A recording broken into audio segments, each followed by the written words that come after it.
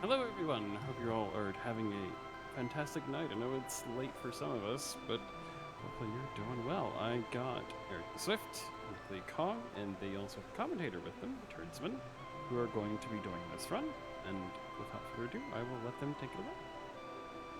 All right, thank you very much. I'm Turdsman. I'm here with Knuckleykong and Erik the Swift. We're going to be running Final Fantasy VI Worlds Collide. It is a Final Fantasy VI randomizer in the style of the open world scavenger hunt type things. Tonight, they will be looking for 6 characters and 9 espers to get the final Kefka unlocked so that they can go and fight final boss. The way that Worlds Collide works, it has a bunch of checks attached to various little story events from the main game that are unlocked when you have the appropriate character for that story event. For example, you can go and fight a boss at the Welk check, where in the main game Terra fights the big snail, if you have her, but you can't if you don't have her. If you have Edgar, you can go to Figaro Throne, so on and so forth. So tonight our runners are going to be flying around the world, both the spicy and regular, looking for some items, fighting some mostly bosses, a couple of grind fights here and there, to eventually make their way to the final dungeon, climb all the way up there, and smack the crap out of Kefka. So the general sense of the game is pretty similar in the early. You'll probably see both of our runners going to pretty similar areas, picking up items. The chests are all randomized amongst each other with the vanilla item pool, and then a certain percentage of those are adjusted to be a random item. So that's how you can find end game equipment in there. That's how you can find, sometimes you'll run into a couple mega elixirs, that sort of thing. In general, the monsters will be getting stronger as the players find more characters and espers that will increase the scaling of the enemy's levels and HP and damage. I believe ×2 is in this one, so every single progression check that they manage to make, everybody's going to get a little tougher. And you can see down there's a couple extra objectives that we added for Dome of Dream and Magitech upgrade. If you do those things, the Dome of Dream, complete the Magitech factory, you get those extra little upgrades. It's a feature somewhat recent for the randomizer that they added. There's a bunch of different stuff in there. There's one for saving or killing Sid. There's some that just fire off immediately. There's some that fire off after a couple checks, that sort of thing. So I think a lot of it I'll probably end up explaining as we go along. This looks like an Ultros League seed. Oh, KT Skip, that's an important one. Kefka Tower Skip. If our players find an abundance of characters or espers, they will have the opportunity to just skip about 5 to 7 minutes of the final dungeon. It'd be a really nice way to get, kind of intended as a catch-up mechanic. It ends up making some pretty tense end games when somebody you think has been, dominating the whole game gets caught up to at the last minute.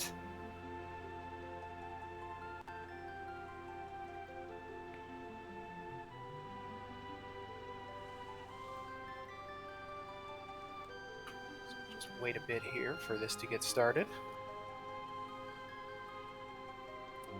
Ready when you are. Do you want me to do the countdown? Oh, sure. Yeah, let's go ahead and do a countdown. Okay, I will say 3, 2, 1, 0, and on 0 you will go. 3, 2, 1, 0. All right, there they go.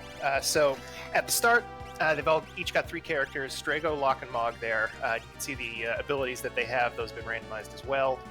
Strago with Steel, not too great.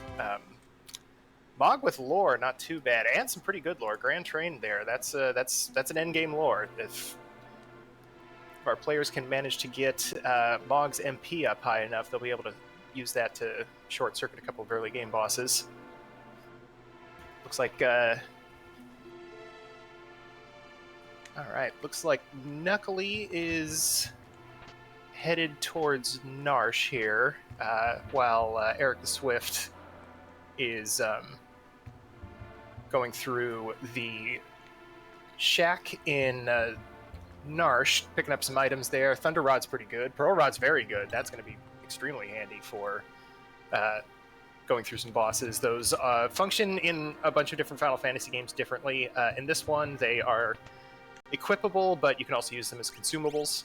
If you snap a rod, it will do the appropriate elemental spell, and it will ignore defense and usually pierce through reflect as well. It's like, yeah, this is very interesting. They're matching each other blow for blow here. It's a pretty incredible showing. Oh, there's some divergence. Knuckleykong teleported to the evil version of Narsh to grab an item next to the or inside the weapon shop there. Normally you'd be getting the Ragnarok Esper, but in this case it was just a couple of kind of crummy, not great items, but we'll see if he manages to use it. And the Curse Shield is not too good either, unfortunately. So we got Erik the Swift heading into the Returner's Hideout. This is another popular location early game to pick up a bunch of chests. There's looks like there's only 5 in here, but actually there's a little sneaky hideaway back here that has another thing in it. Rename card's not really that great unless you want to go to the Coliseum. That has also been randomized, and as a fun little benefit to try to get people to head over there, there are certain items that are explained as to what you will get when you bet. So if you bet a tonic, you get a random item, and in this case there's a decent chance that you'll be able to actually see what it is. Not a bad item shop there in the Returner's Hideout either.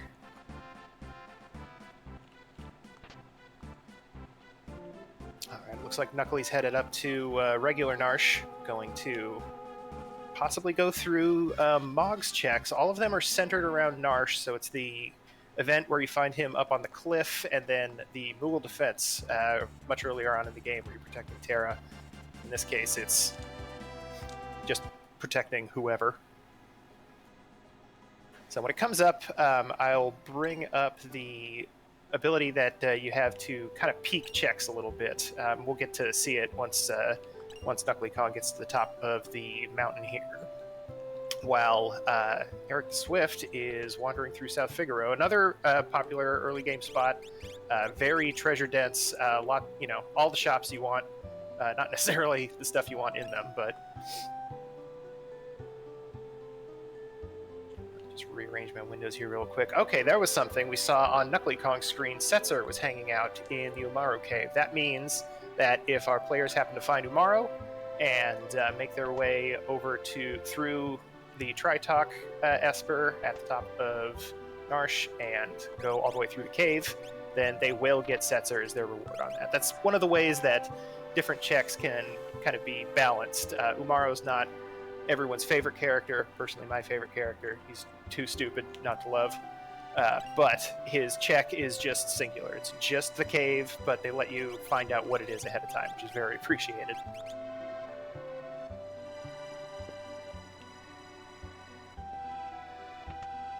Not very exciting shops just yet. Ice rods, but neither of our players are going to go after those for now. They found a couple in the shops. Oh, that's fun. They were kind of in sync there a little bit. Almost. So yeah, Erik is headed over to the basement. Chances are pretty high Knuckleykong will go there too. That's another treasure dense area.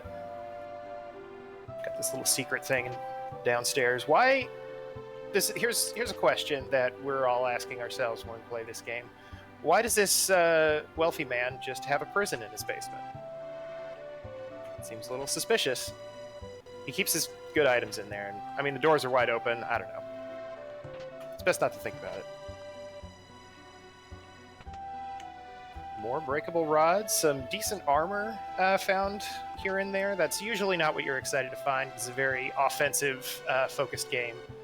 You want to get really strong magics, or you want to get some really strong weapons in order to clear through these bosses quickly.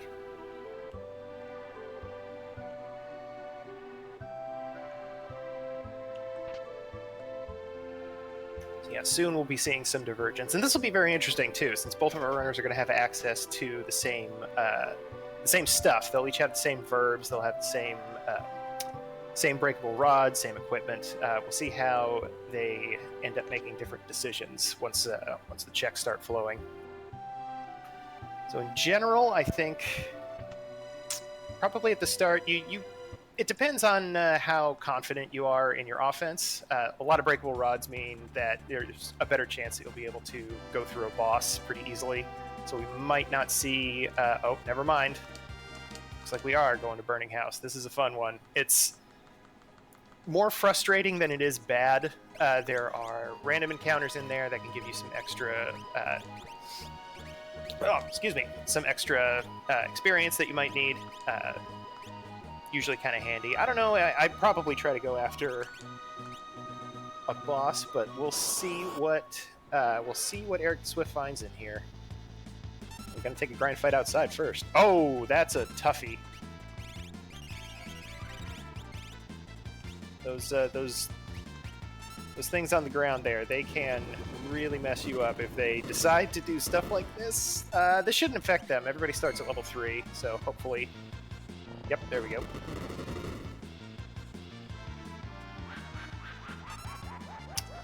Meanwhile, Knuckleykong headed over to Zen. Gonna check the thief back here in the forest, see what he is selling and for how much. That's a lot of money, but there is an Esper back there, so...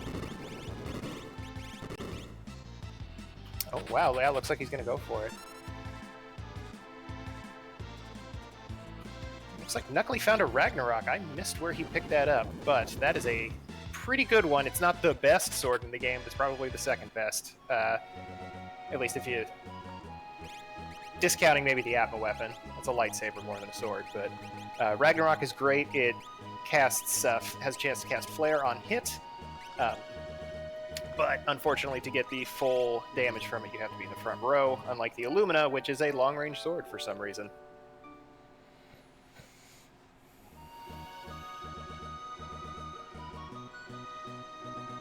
Erik the Swift using a quick tent. You don't see those too often, but after a fight like that, I can't blame him for wanting to heal up before taking a walk through the town here. A few more items, some more shops, but in general, you're doing this in order to go to the Burning House. It's not a bad check to have in the beginning if you can manage to dodge your way out of the way of some of the flames that are in there that activate random battles. And meanwhile, Knuckleykong heading to World of Ruin Zen, which this guy has decided maybe I can sell this for a bit of a discount. Picks up Odin. Very good Esper to have for the end of the game. Instant death in this is a little bit more effective. Hey, Pearl and Doom, not bad. Instant death can affect a couple of the undead bosses that normally wouldn't be affected by it. The difference being that the undead flag is turned off for everything in this, which means you're not allowed to do the Phoenix Down or X Potion trick, where you just throw the Phoenix Down on the Phantom Train and it dies immediately. Not allowed to do that. However, in their infinite wisdom, when they made this game, they did not give those bosses instant death resistance. So you can just cast Doom on the Phantom Train and pull its soul right out of its body, I guess? Ooh, Tyrannosaur. That might be good. If Erik the Swift can manage to survive this fight, he will get a ton of experience points. This might help out. Oh, that is a good shot. Atma weapons and Ragnaroks there. A little too expensive for the stuff that they have access to now, but we'll see if Erik tries, or sorry, excuse me, Knuckleykong decides to break the bank to pick up another one of those. Tyrannosaur, I believe, is vulnerable to instant death, so that Wing Edge may proc. Hey, Pearl proc's good too. And down goes the Tyrannosaurus Rex, and up goes Erik the Swift's levels. Very nice job. Get a couple more of those, hopefully. So the monsters don't get stronger as the characters get stronger. They get stronger as you find progression. So Erik the Swift here has not picked up the Odin Esper from Zen, and is therefore dealing with enemies that are roughly level 9. Some of them might be level 10, some of them might be level 8. But that also means that he's not getting quite as much experience from these fights as Knuckleykong would if he decides to go into the Burning House as well. But that Tyrannosaurus will be a little bit stronger, so we'll see how that pans out. Having health is pretty handy here, because you can just top everybody off afterwards. You don't have to worry about using up some potions. Well, Knuckly heading over to... Okay, this is interesting. Heading over to Locke's check in the Figaro Cave. Normally you'd fight Tunnel Armor here, but it'll be a random boss this time. We'll see if Knuckly has enough breakable rods to get through this. Erik the Swift dodging a couple of fireballs, not too shabby.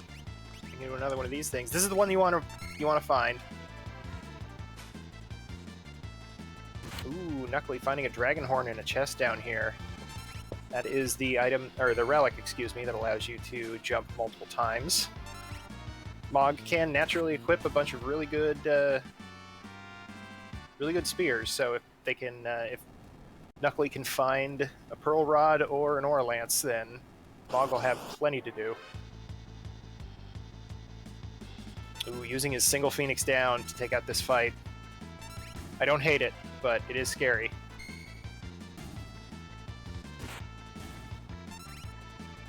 Picked up a few levels. Net free heal. Yeah, take a couple more. Hey, there we go. That's a good one. I might consider snapping a rod on there. Let's see. Yep, Knuckly's going to do it. Not a bad idea. Got plenty of those. You have to use them up. Because eventually your characters are going to start doing more damage than this, but early on especially, this is a huge help to short-circuit some tougher fights. Get yourself through some random encounters, learning Pearl and Doom. Very nice.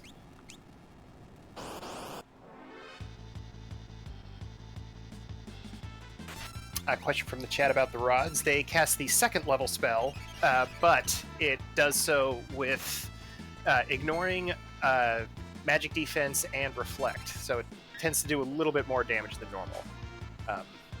Yeah, these guys are going to be a little rough. Kind of hoping to find something to do single target damage with, but as long as Knuckly can get rid of that top one quickly enough, then this should eventually turn in his favor. Meanwhile, Erik the Swift picking up gobs of experience from the fights in Burning House here. Hopefully boss won't give him too much trouble. He also has a bunch of rods to snap, so...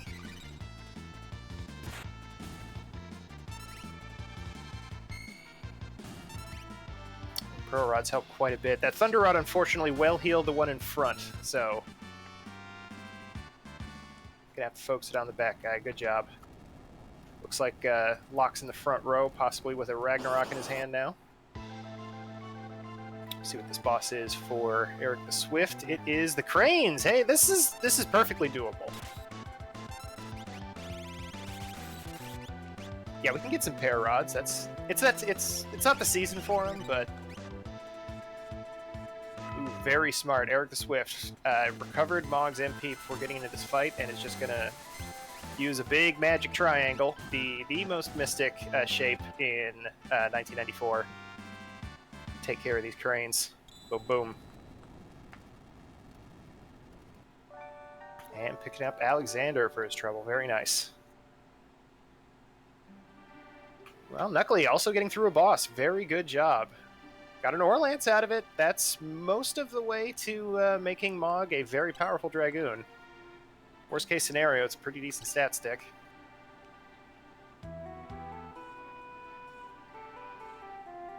Yeah, Three Stooges isn't what you want to find there, but Knuckly thankfully had the tools to take care of that trouble. See where he decides to go to next.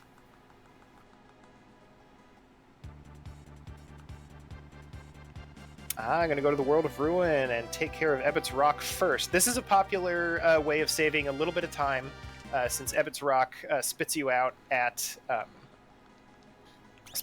in the town of Thamasa, and you can do Burning House in the World of Ruin just as well as you can in the normal version. So there has been a change to Ebbett's Rock in the Worlds Collide randomizer. When you have the appropriate amount of coral, which I want to say is 22, it's either 22 or 23. I really should remember that considering I play this all the time. It will always take you to one of the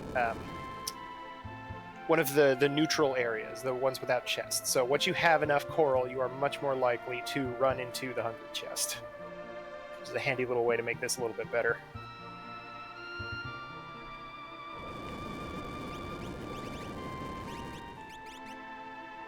Our runner's doing a great job here, playing just carefully enough in the beginning. Erik the Swift running into some rough random encounters outside of Thamasa and making the quick decision to not worry about it.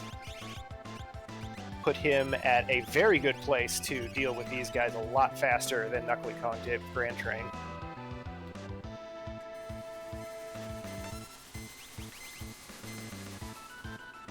And number 128, not a bad boss to find. This one should be pretty simple to dismantle with just with the tools that they have. I don't think this is going to require too much extra effort. Looks like Locke's in the back row still, but that's fine.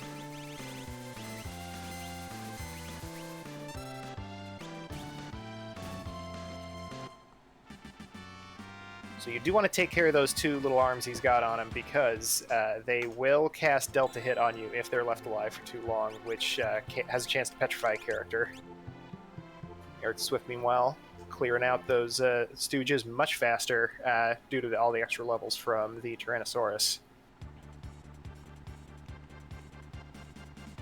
No progression there, but we'll see what happens next. Hey, all right. Now we got some pretty good divergence here. Erik Swift heading up to Narsh to take care of Mog's checks up there, while Knuckleykong finishes off the big weird robot in the cave. Let's see what he gets for his trouble. A Genji glove. Not bad, but not necessarily the best thing you want to find there.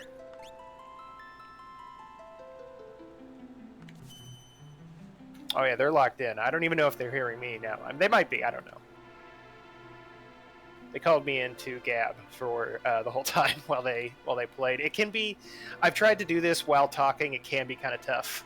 You really want to focus on not just what you're doing right now, but like try to plan ahead. 2 or 3 steps to make sure you know what you're doing. That is a good relic shop. Plenty of earrings. Got your Atlas armlet, and Dragon Horn if you want it. Except I think both of our runners already have.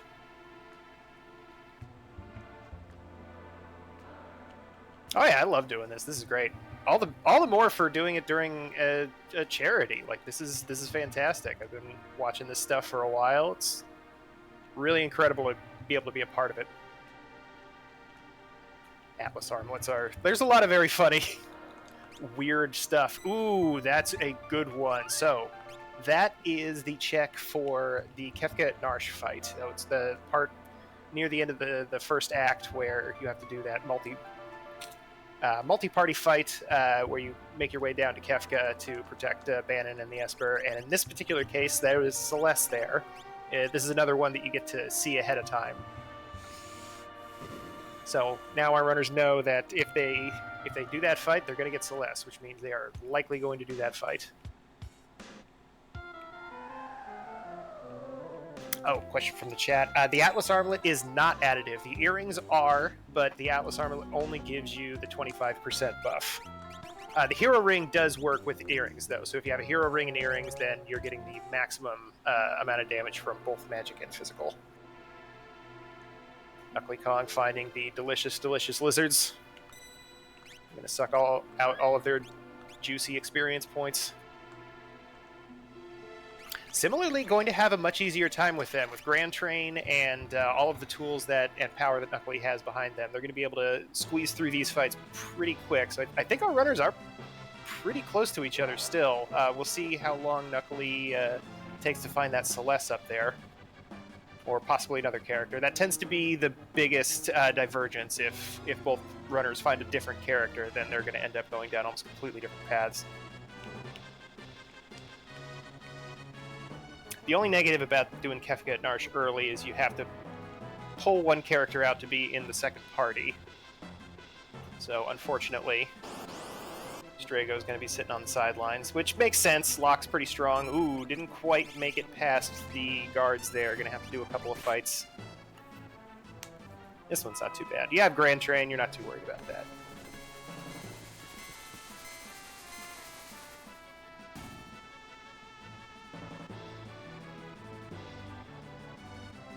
Knuckly wanting to save a couple MP on that fight. Don't blame him.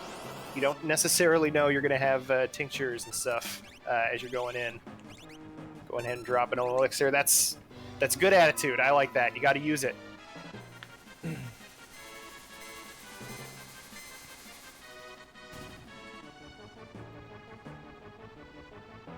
So yeah, Erik, unfortunately, running into that soldier means that you're going to have to fight another one that spawns in after it disappears, and probably this guy. Which, yeah, that's not a great one to run into. Of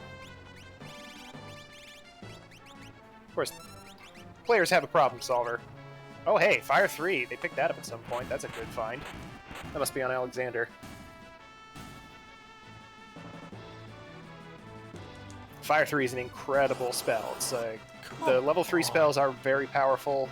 Magic in general is really strong in this game, and Fire 3 in particular has a very fast animation. So you end up saving a lot of time over the course of a seed, casting Fire 3 instead of, Pearl or Meteor or something like that.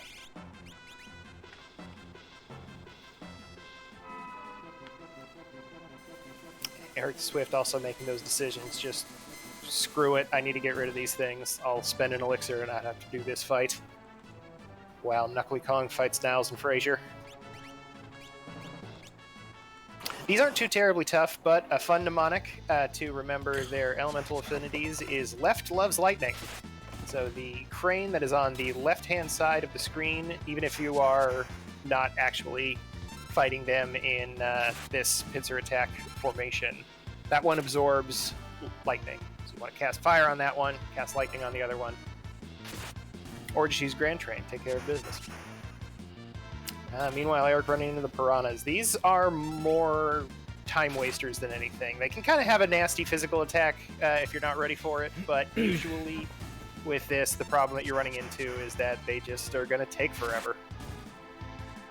I believe it's a random number between, I want to say it's 8 and 55 seconds. That has to happen in real time. That the menu time doesn't count for that, but it takes exactly that long for the actual boss to show up with the piranha fight.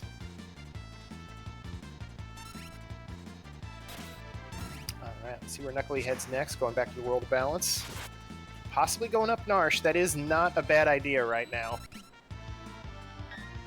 Looks like it. Might not see the Phoenix Cave in this seat, unfortunately. Don't get to watch the extremely corny bouncing animation when they go over the rocks.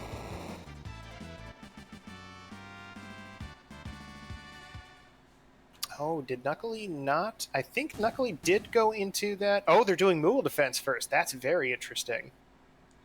This is normally the one that you do afterwards, since at the end of this Kefka at Narsh event, our runners are going to get moved on over to this house, which is another little buff that we did to that check, so it was a little bit less obnoxious. Yeah, Control Celeste is a bit unfortunate, but her stats are really good, so she might have a part in the party. Also, there's Ragnarok's and Atma weapons for sale, and she can equip both of those natively. Oh, another piece of the randomizer that I forgot that is standard for this flag set is equipment availability. So this is another good fun sync. Anyway, characters have their natural equipment, but they also have a 33% chance of being able to equip any other item. So this is my favorite thing to happen with Umaro, is you get him, and he's a berserker. That's kind of a bummer. However, maybe he can equip the Atma weapon or the Valiant knife, and now he's really powerful. Hey, maybe he can also equip the Force shield, so now he's functionally invincible. Ooh, Tritalk can be a problem. It has very high physical defense, so anything that does not ignore defense is not going to do much to it. And it is immune to all elements except for fire, which we do have on Alexander, but wow, not even going to need it. Grand Train and a conveniently placed hydrogen bomb. Oh, you also get to see the Kupek there. If you don't have 4 characters, Worlds Collide will give you an extra little guy to hang out with you for this. And he does have randomized equipment and randomized abilities, and they are scaled to be very strong. So if you have 3 characters coming into this, you might end up with a Moogle that can shoot Magitech beams out of his face. Always fun. So Knuckly started this one much sooner, but Erik had Fire 3, and just the one shot of Fire 3 was enough to take down Tritalk there. Meanwhile, Knuckly's heading right back in, going to take care of the rest of Mog's checks here, and we'll see the Celeste up there. Very likely going to take it. Oh no! Erik the Swift does not have any warp stones. Going to have to walk all the way back out. That is a bummer.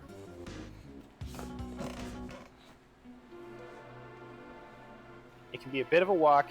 Normally you can't use the warp stones in World of Balance Narsh, but in that one Moogle cave you can.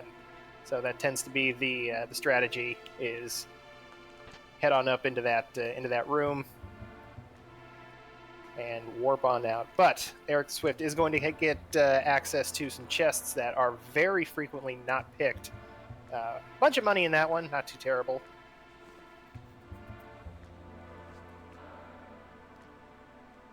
It can be hard to remember all of the different checks that really require a warp stone to be more effective. It's a lot more than you might think. Knuckly getting 4th Esper in the form of Zone Seek there. Let's see what's on that. HP plus, but not too much else, unfortunately. And Siren's not looking too great either. Although Siren is very handy to have during the final boss, since one of those parts on the way up is weak to mute.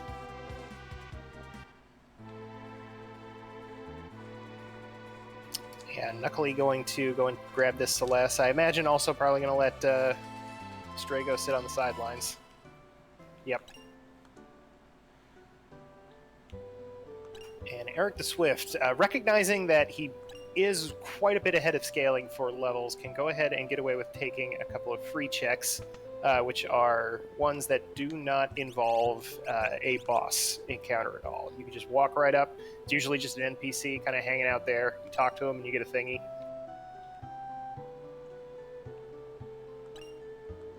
I'm going to go ahead and check the shops in the meantime. Not a bad idea. Forget where the big swords were at. Ooh, Knuckly showing off.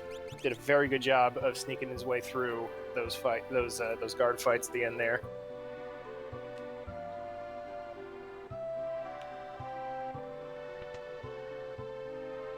Stare some fish in the face here.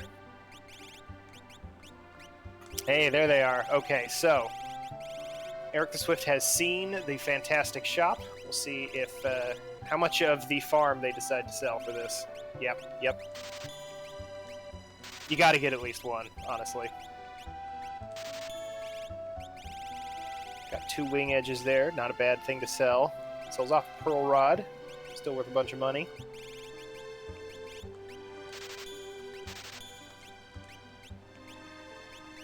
This is a very unfortunately long piranha fight. Erik the Swift opting to buy an Atma weapon. It's a very strong weapon, and it ignores defense. It's one of those. But it is very heavily dependent on a character's level.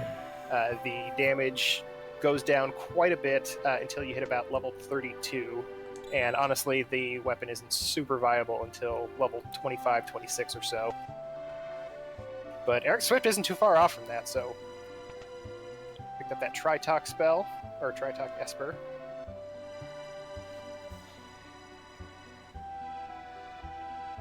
Make their way out of the basement. This is probably faster, honestly, than going through the rest of the town. This is a good call. Meanwhile, Knuckly picking up their Celeste. We'll see what they do with it. Celeste is an interesting character to pick up mid-game. She's got that free check at South Figaro, which is very strong. She has a check that is okay in this opera house that it looks like Erik Swift is just about to head to. That'll be fun. We'll see if they give the people what they want. I don't know if it is part of the there's any donation incentive for it. Usually people throw some money at a charity and force our players to watch the opera. That was Ultima on Tritalk. That is excellent. So now everyone has something to do if you really want to put in the time and energy. So yeah, checking out South Figaro is a very good idea. Does not look like... I don't believe Knuckly went there. I don't think they have that Tritalk Esper yet.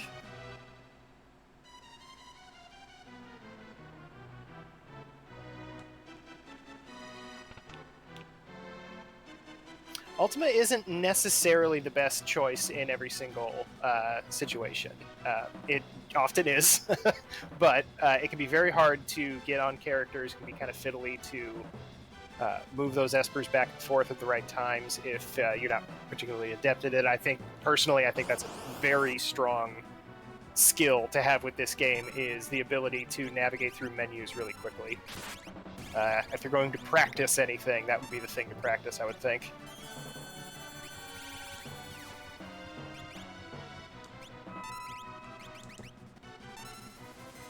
Well, Knuckly selling the farm. Let's see if he can't... It's going to pick up. I don't know if it's going to be an Atma weapon or if they're going to get another Ragnarok. Probably the Atma weapon, it looks like. Yes, I think that is accurate, Chad. I think Fire 3 is probably still a better spell for them right now. It's really fast, and it's going to do a boatload of damage to whatever you run into, unless it's Ifrit. But that's the other negative with Ultima, is that it does take a little while for that big blue bubble to show up, as fantastic as that sound effect is. Another Master Pug. Gonna have to run away the standard style this time. Oh, yes, that is another very important piece. Ultima has been increased to 250 MP in this. That seems a little bit more fair considering how strong it is. 80 MP is nothing compared to some of the others. Like, I think Quick is even more expensive than that in the regular game. So 250 MP total means that even by the end of the game, you're probably only going to be able to cast it maximum twice without having to refill your mana. Or it means that you're going to have to sacrifice a slot for a gold hairpin or an economizer, which in general is better than popping the second earring on whoever's using it. Rexol is not a fun boss to run into. High defense, high magic defense. I believe he loves fire. Erik Swift is going to find that out, unfortunately. Thankfully, it didn't recover much because his magic defense is so high. But this should be fine. Locke's tough. They got Grand Train. Meanwhile, Knuckly going through the other Celeste check, the Magitech Research Facility. This is an interesting one. It's got multiple stages to it. You fight a boss at where Ifrit and Shiva are in the main game. That gives you a check. You fight a boss up where the weird little robot is immediately after that, which is another check. And then once you go through the whole thing, you get your one final check at the end. That's after the little minecart ride and a couple of boss fights at the end. A good check if you need... A very good check to do if you need bosses for any objectives. That is another vector that the game can calculate whether or not you're accomplishing what you're supposed to be accomplishing.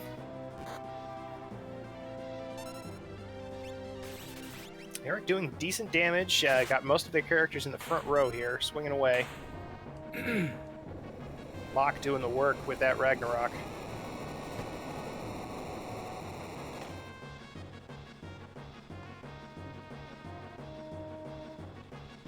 Strago getting his butt kicked is unfortunately common. He is not a great character in terms of starting stats, but you know, if he has throw or something, hey, anybody's good with throw.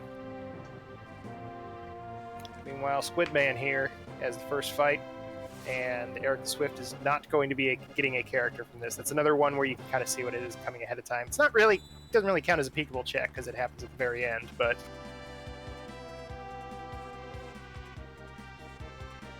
Strago's not as bad as everybody says. Honestly, none of the characters in this game are as bad as people say they are. Like Go-Go, even you can make some hay out of Go-Go if you have the right equipment and some pretty good abilities on other players or other characters. It's very nice to have an extra thrower. Throw-Go is a pretty common term. Strago just unfortunately does not start with very high magic power, so it can be kind of tough to get him good at something. But if he can equip an Illumina, he can swing that around with the best of them. Knuckly heads up these somewhat obnoxious stairs. Hey, good job. Let's see if they grab the secret. Yeah, get that secret item. You needed that headband.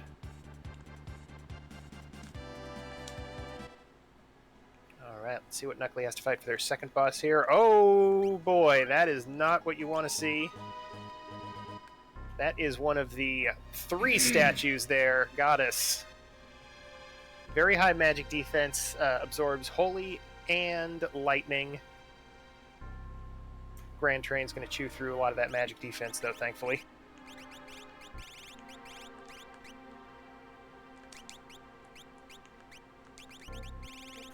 Meanwhile, Erik Swift finding a couple extra Espers down here. Fenrir is a very nice find for the end game, which I'll wait a little bit to get into. Oh, that's the other nasty part about Goddess. Even if you do have a good physical attacker, there is a chance that when you use the fight command, Goddess will counter with the thing that makes a character jump in front of her, but doesn't matter. There she goes. That is a lot of damage out of Mog.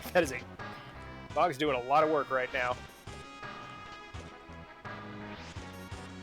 Those earrings are really helpful. I don't know if they found an Esper that has a stat bonus on it or not. Cat Hood, that's okay. Honestly, considering the types of stuff that our players are finding in the shops, getting a Cat Hood is not a bad idea. Might be worth another Ragnarok or Atma weapon later on. There is a Genji glove in play.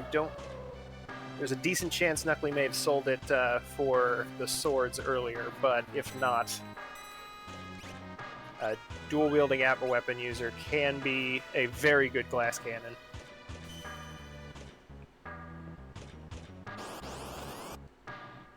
Got some more similar strategies coming here. This looks like it might be a somewhat linear seed unless there is a character at either of the checks that our runners haven't done yet, which is Phoenix Cave and the Fanatics Tower.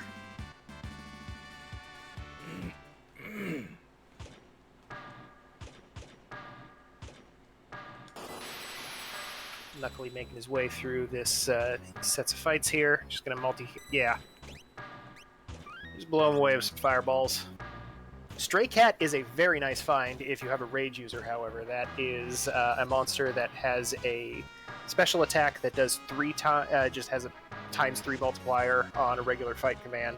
So if you have a Rage user that has a decent vigor, and can equip a decent sword, using Cat Scratch is a extremely viable endgame build. Pretty fun that Rage is a decent... Honestly, Sketch even is pretty decent, because you can sketch Ultima off of the final boss. So if you have a sketch user, they're definitely going to have something to do with the final boss fight, too. Ooh, Erik swiping a Minerva. Very nice piece of gear. Celeste is guaranteed to be able to equip it. It absorbs, I want to say, the 4 simpler elements. I want to say it's fire, ice, bolt, and water, maybe? Maybe it's just those 3, but the rest of them are resisted. Good body armor.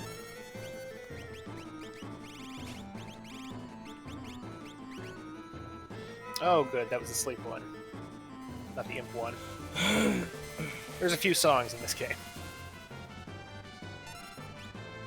Just keep going with that Grand Train. It's so far has been a pretty solid solution to most of the problems that our runners have come across. We'll see if we start seeing the big blue bubble later on.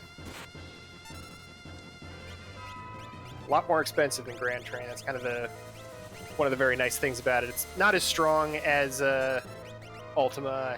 I think it's actually battle power is a little bit less than Flare even, but it's dirt cheap.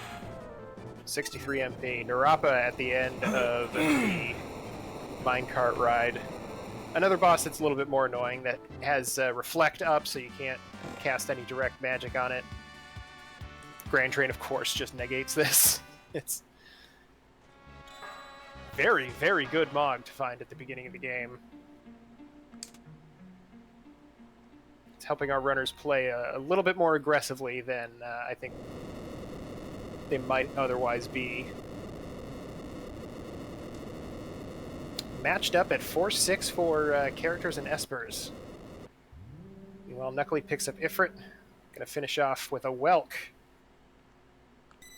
How'd that guy get up here? This fight isn't too bad, obviously. It's the first boss in the game. Where it can cause a problem is if you're not quite fast enough to get through all of its HP. Thankfully, Knuckly was. It will retreat into its shell, and you'll just kind of have to wait it out for a little while. The shell does have a limited amount of HP, but it's a lot, and you're probably not going to take it out.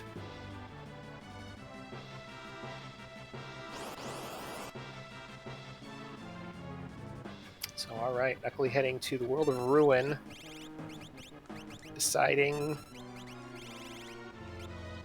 possibly to go into the Phoenix Cave.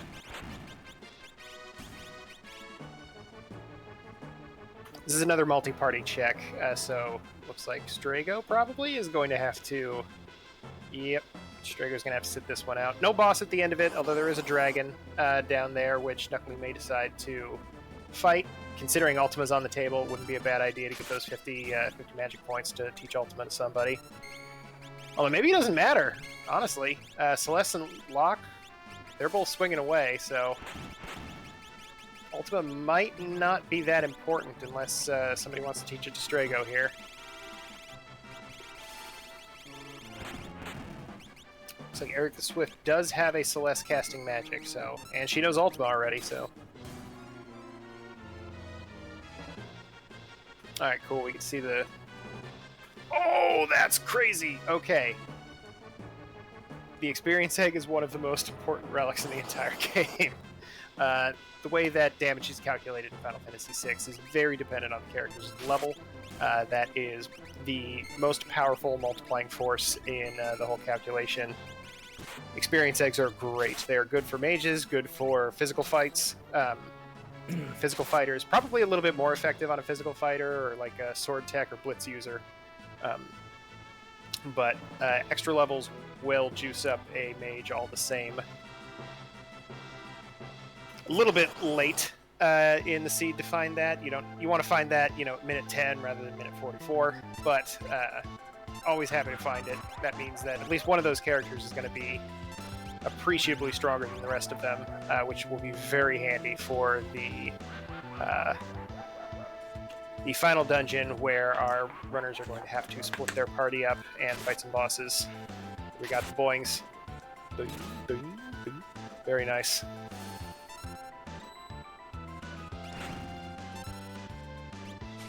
Ooh, Erik the Swift. Forgetting about the Fire 3 cast. Fortunately, Mog is immune to fire. So, yeah. Did not matter.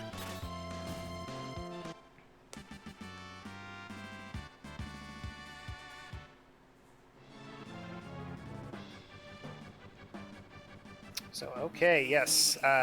Knuckleykong utilizing the very strange save glitch to heal up that party before a dragon fight. Basically, the game does not register you as leaving the save point if you swap over to the other party, so it can be a nifty little way to use a tent or some sleeping bags on your characters after they got their feet shredded up. Oh, thank you very much. I appreciate it. This is always fun. I've been playing this game since I was like 10 or whatever, and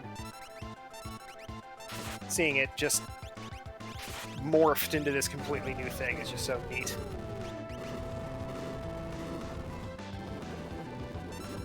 Especially since, like, there's so many things I thought I knew about it that I didn't figure out until starting to play this.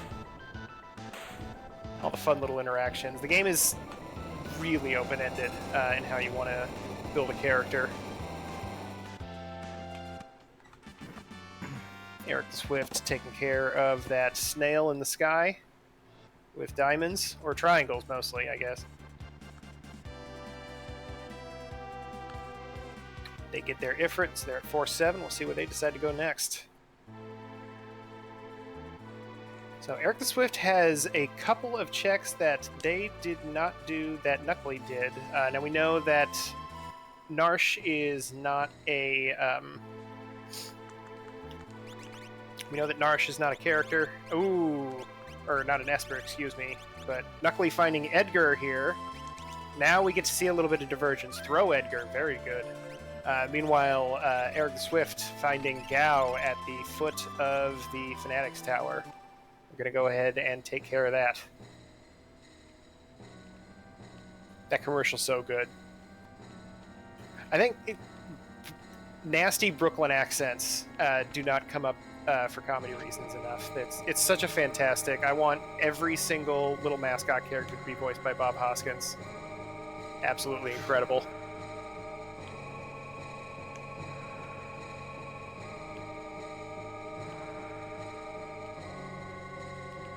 Alright, Knuckly heading into South Figaro, remembering that endgame swords are available here, and having Edgar in your party at the lead, if you take him to South Figaro, everything will be half price.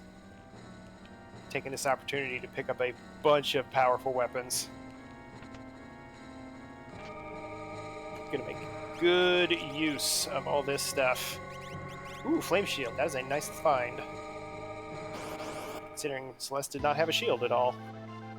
Elemental shields are pretty important. They are usually the best in slot for your shield. And in the case of this game, elemental resistances are really handy. Magic is one of the toughest things that you're going to run into in terms of enemy attacks, outside of a couple select really strong punchers. And having those elemental resistances is very helpful.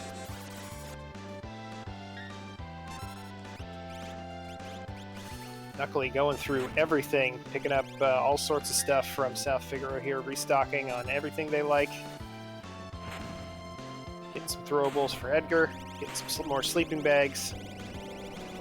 Well, Erik the Swift takes down their first dragon, Storm Dragon, in the middle of the Fanatics Tower. Let's see what they get as a little reward here.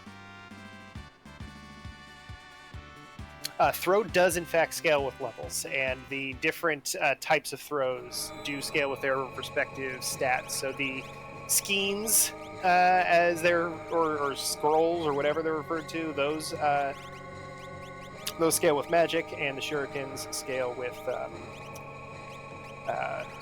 with strength, vigor, depending on which menu you're looking at.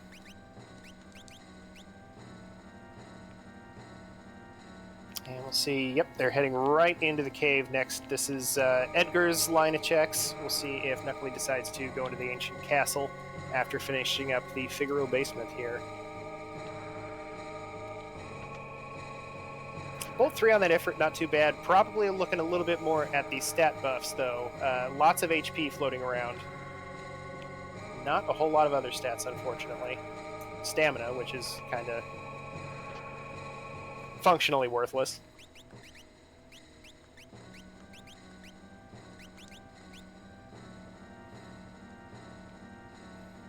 Well, Strago can use a Ragnarok, so he's not all bad. Steal is a very handy ability to have near the end of the game as well. You can steal elixirs from most of the final bosses. You can steal a Mega Elixir from Kefka, which is very handy to counteract his Fallen One move. Not a bad thing to have in your back pocket if you have a character that's doing some pretty decent stuff outside of it. So we got the Tunnel Armor at the top of the Fanatics Tower. They were all worshipping a robot all along. Let's throw fireballs at it until it dies. Or stops working, I suppose.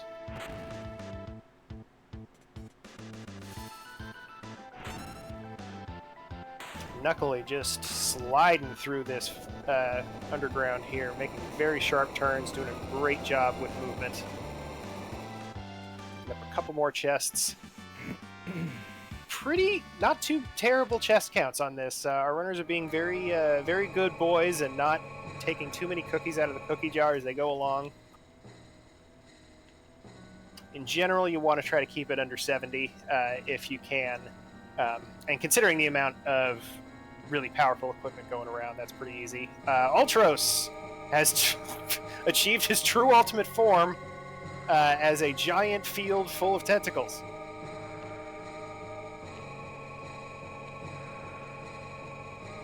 And he's gone before I can finish swallowing my water. That was Ultros 1, not too big of a deal. Auralance, that's a copy. Not what you want to see this late in the seed. They definitely have enough attack power to go through the final dungeon, so I think now our runners are going to be looking for progression with maybe a couple extra bosses to get those levels a bit closer to 40 before they go through the end.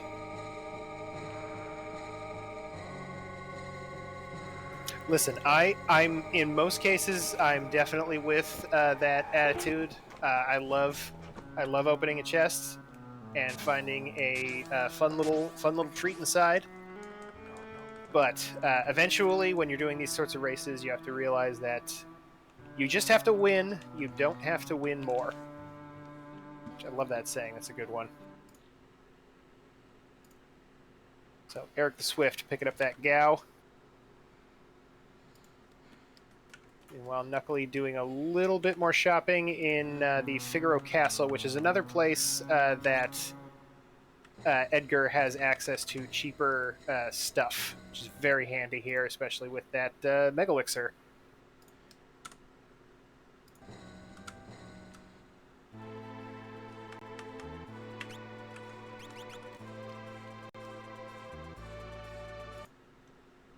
And yep, they're heading back down to the ancient castle. This is the best time to do it. It's usually when you want to get to it, because you're never going to be closer to that guy than you are after this check. So you might as well take this opportunity to do one of the longer walks. It's a bit unfortunate, but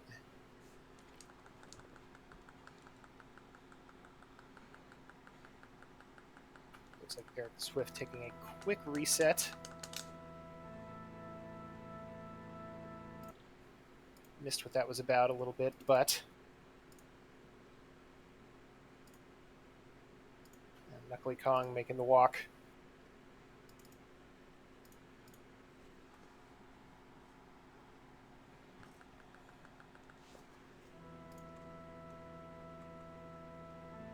We'll see what he decides to do here. There is a monster in a box. It looks like neither of our runners are really too interested in going after the encounter mimics. Really, the reason that you want to do that is there is a boss that you can find there called Katana Soul that is pretty easy to deal with in Worlds Collide. If you have the right stuff, of course. Ooh, Dragon Horn. That is an empty Edgar line. There was a Phoenix there, but no characters. That means that Knuckleykong is going to have to find that Gao. Required to go through that. We'll see what is on the other side of Gao's checks. They're a little bit of a pain to deal with. You have to cut your team down to 3 to do the Velt check, and then you got to go do the Serpent Trench. See if there's a character down that line. Otherwise, this might be a very linear seed. Meanwhile, Knuckly taking down a dragon without me even noticing. Picking up another Genji glove. Gonna be very handy considering how many weapons that Knuckly has been able to collect.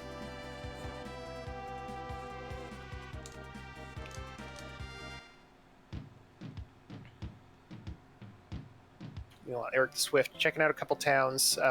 Possibly looking for dried meat. I think we saw it on somebody's shop lists, but I do not recall where, unfortunately. Oh, did Gao have Morph? I did not notice what Gao's abilities were. But a Morph Gao is not bad. Gao tends to have pretty high base stats. Works really well as a caster, and considering our players have been running into lots of really good spells, Fire 3, Bolt 3, Ultima, Gao can be a pretty strong character. There you go, very nice, finding the dried meat. Wanting to buy a Mega Elixir, but thinking better of it. That money's probably better spent on Ragnaroks. Go to the shop and buy some ultimate weapons.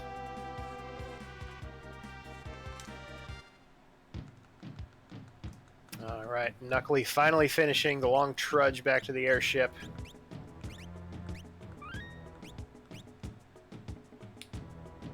Heading to Jador. This is an interesting play. I wonder what they're looking for here. Possibly going to go to the auction house.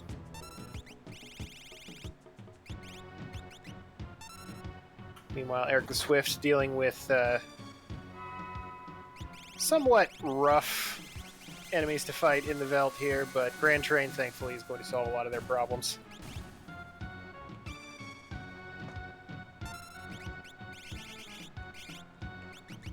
Yes, if a character uses Morph, they just turn into Esperterra. It's, that's what you look like when you morph, obviously. And getting the Magicite Starlet on Erik the Swift's side, so that puts them up to 5 and 8 as well. They are avoiding the Serpent Trench, or they're just filling their party back up. Looks like they might just be filling their party back up. We'll see if Erik decides to go to the Serpent Trench. We know where their 6th character is, and we know Morph and Slot with Natural Magic, but you don't really need Natural Magic. You got some good stuff out of the Espers. I agree with hanging on to Strago in this situation, honestly. Well, Knuckleykong making their way through the auction house, buying the 50,000 GP item. Did not see what they are going to have to drop all this money on, but let's find out. A True Knight. Ugh. So the reason that Knuckly did that is that changes the rates of the other types of items that can show up. The auction house can have an Esper in it, and if you take that 50,000 GP item out there, which I think is a hero ring in the original game, that makes it more likely that one of the 2 check items will be made available next. So didn't do that for fun, did that to try to make this a little bit easier on him.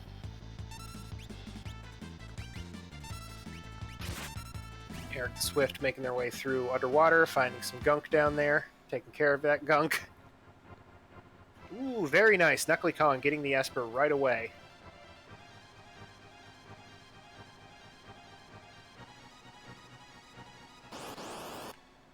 Erik Swift opting to go into the cave. This first one's probably a little bit faster to go into the cave. You can just run right through it, and you don't have to worry about fighting a couple extra bosses or a couple extra enemies, or dealing with ones that have a lot of evasion, as this really obnoxious bear does.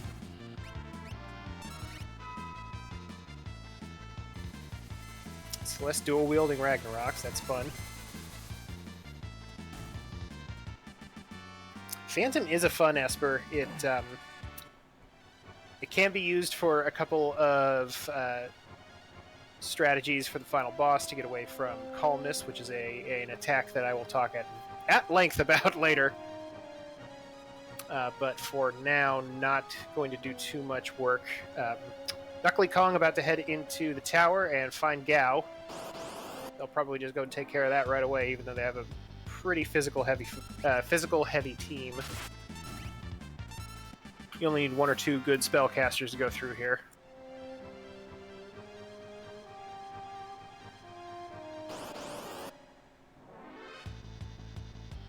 Erik making their way through the Serpent Trench. Not great encounters. Commander's obviously a really gnarly one, but none of these things are going to take too long to get rid of.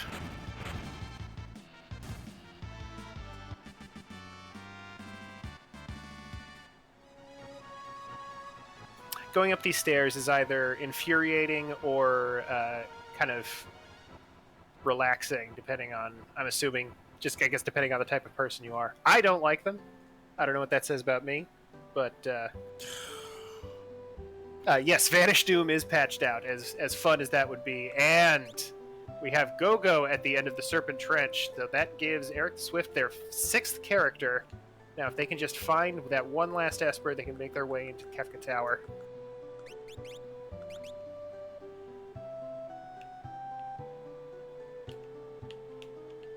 And another Ragnarok. They're everywhere, these things.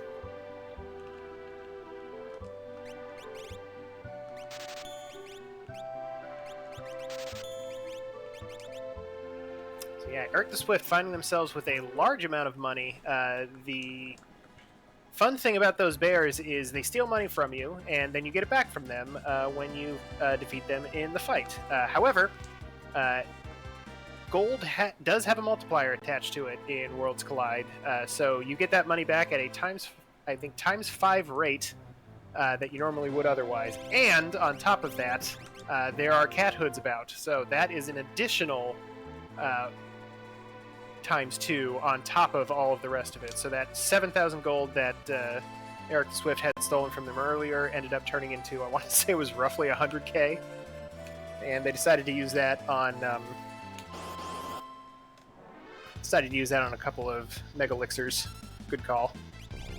Gonna go ahead and take care of Go-Go's check. This is an interesting one. It can be a little bit of a pain. Gotta wait for this guy to engulf you. There we go. One Demi's not too bad. We've had some really bad Demi chains. I think the current record is I want to say 17 in a row. Just Demi over and over again. Knuckly taking on a dragon, getting some extra XP. So we'll see how Erik deals with these things. These guys are a pain. They move randomly. To my knowledge, there has been no discoverable way of manipulating their path. And yep, if they touch you like that, then you got to go all the way down here and do it over again. Hey, there's the bubble.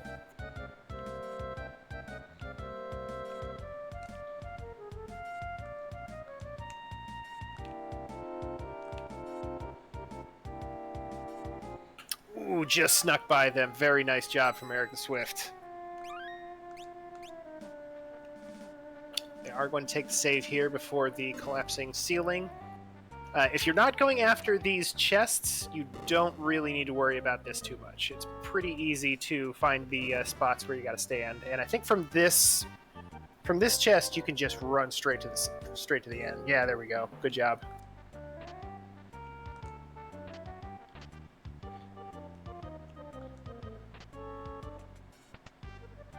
So we'll see how.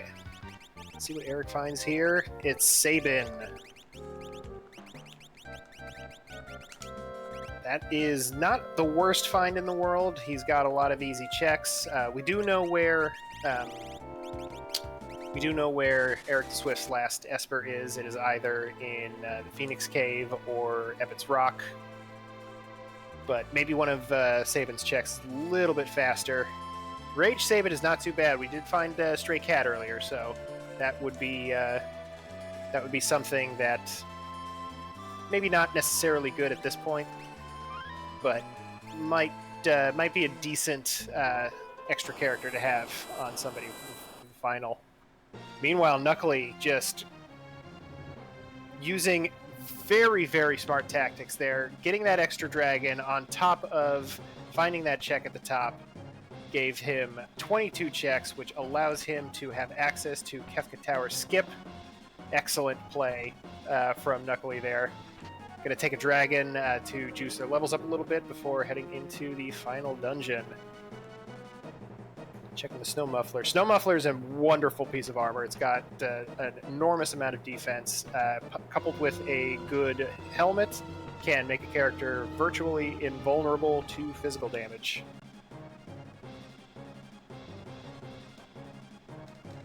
Meanwhile, Erik going through the collapsing house. No character there, so they know they're going to get a character or an Esper or an item. Let us hope that it is an item.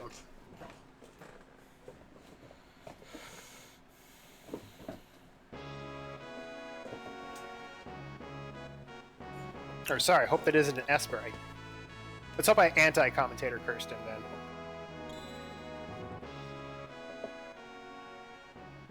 Okay, good. There is the Magicite Ragnarok, so that is 9 for Erik the Swift. That gives them final Kefka unlock. 17 checks. It'll be pretty tough to get those last 5. I doubt that Erik the Swift is going to go after the check skip here.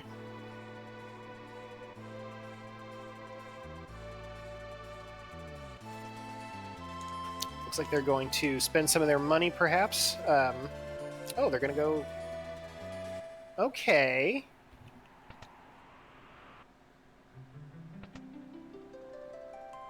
Going to get a little heal here and maybe check this monster in a box, perhaps.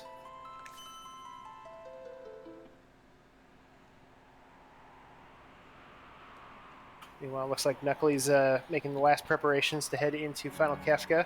Yep, that Celeste has had that experience egg on her for the last 20 minutes, and she's about 6 levels higher than everybody else.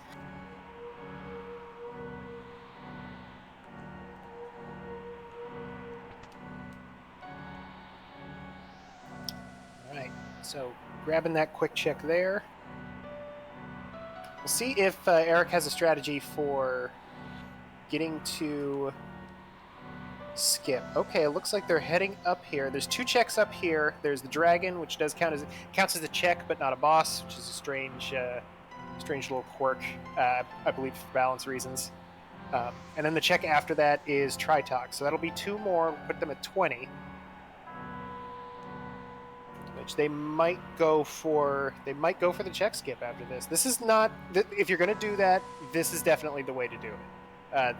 These are 2 quick ones right next to each other, and then sending your team into Final Kefka can get you another 2 quick ones after that.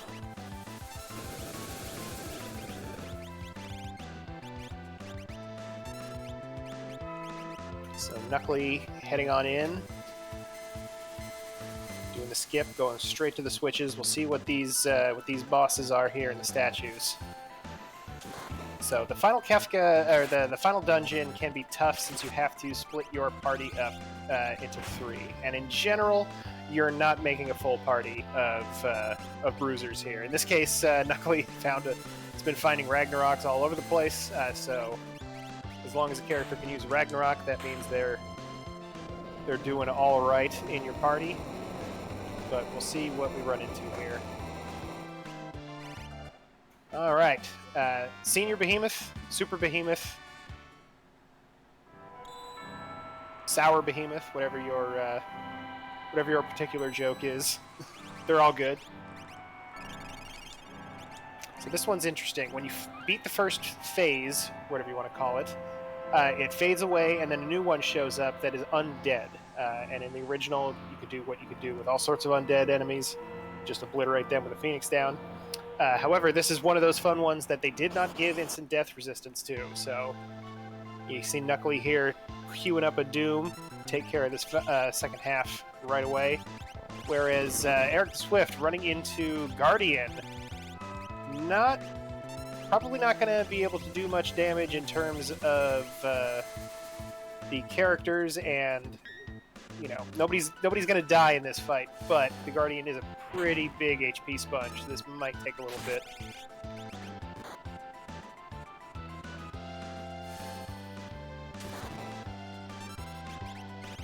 So Knuckleykong easily taking care of that first boss on the left-hand statue slot. Getting their locks situated, and moving on to Edgar and Mog in the middle.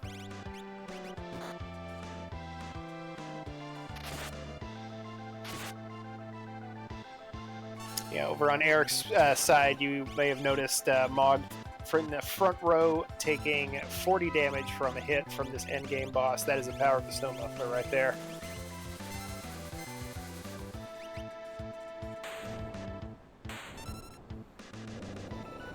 Flame Eater on the Guardian spot. Not a tough fight.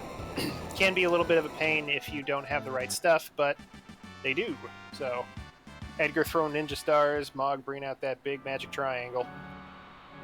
And the fireball is dead.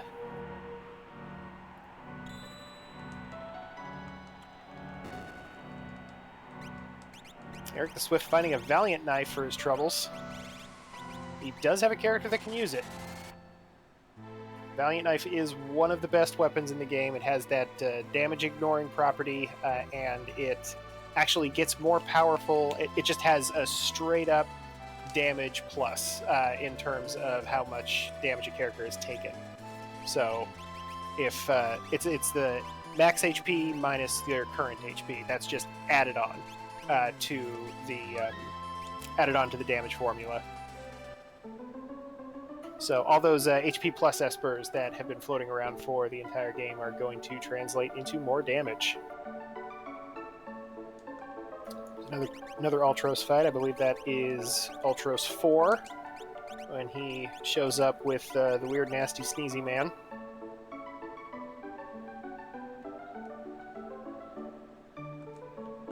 Edgar doing 5k with the Ragnarok swing. Very nice hit.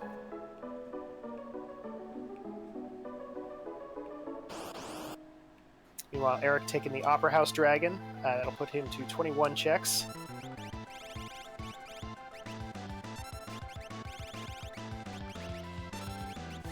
Going to completely obliterate this Ice Dragon with a Fireball.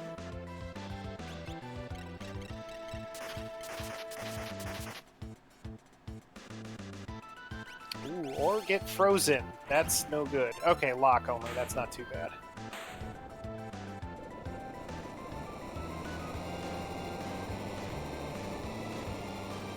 Knuckly making some hard decisions about who is going to be equipping what.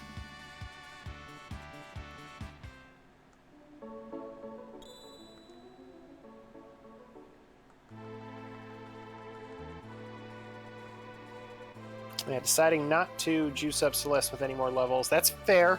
She's already level 45, so if this is Doomgaze in this slot, then Erik the Swift has a huge opportunity to make up a bunch of lost time. It is Ifrit. No Doomgaze. Okay, it looks like Erik is doing the Barren Falls drop. This is a pretty quick one. There's a bit of a long-ish cutscene that you have to deal with at the end, especially if there's a character there. But this is one of the faster checks that Erik the Swift has access to. This will give them the skip and allow them to skip ahead into the final dungeon.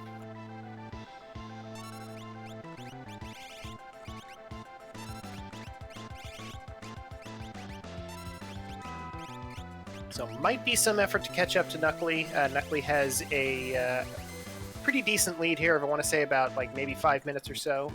But Final Kefka does sometimes not play very friendly. And Erik Swift still has an opportunity to catch up. I believe they have some higher average levels. Celeste is obviously doing very well for herself here. But Erik Swift has more characters with Ultima, more characters with a couple extra levels above 40. Got that dabbing Yeti. Here and gone. Big pile of experience points from him.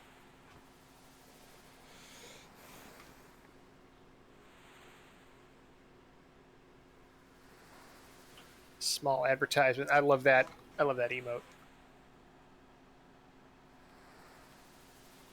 So, all right, switches have been stepped on around 1:15 or so. We'll see how this Final Kefka fight goes for Knuckleykong. First one towards the finish line. While Erik Swift finds Terra. Pretty far down the line. Sabin was not an easily accessed character. But that does get Erik the Swift the skip. Looks like they're headed straight for it. Yeah, this is the time to book it. You want to go as fast as you can. Looks like they're going to drain their wallet here at South Figaro. Not a bad idea. So let's talk about this final boss because it is complicated. You may have noticed that Knuckleykong cast Doom on a piece of this final boss, and it worked. That is because that hand is vulnerable to instant death. It is also vulnerable to Petrify, which is fun. So if you only have access to Break, you can at the very least get rid of that thing. These parts also have some nasty counterattacks. The Balled Up Fist will use a pretty strong physical attack as a counter. But the head will counter with Quake if it is the last piece killed. So you want to try to get rid of that first and then have everybody go after the Balled Up Fist after the fact.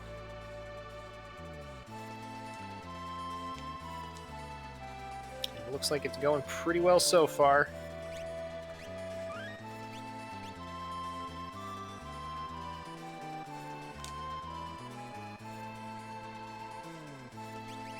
Okay, good. Do have Siren equipped. I don't know if Knuckly found Fenrir. I know that Erik Swift did, but that might have been one of the slight divergences that they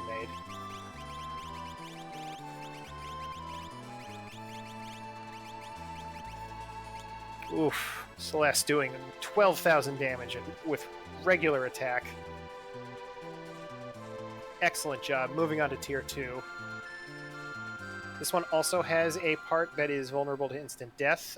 Tools, you'll see it coming up here in a bit. It is the big pile of crap dead center there right next to the what appears to be a woman with the red.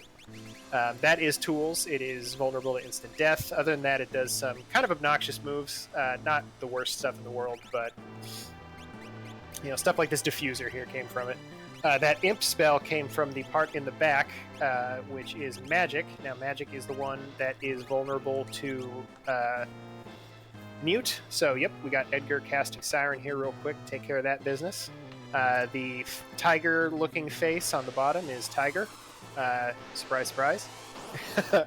That one is probably the most dangerous. Every 3 turns, it will use a move that will inflict zombie on a character, which zombie is awful. It not only does it reduce a character to 0, but it also gives them a chance of attacking fellow party members. Now I saw, okay, Remedy. I think Remedy heals Imp. Knuckly may have run into some really rotten luck here. It doesn't look like they had any green cherries in their items, and nobody knows the imp spell. So let's hope this works. It does not.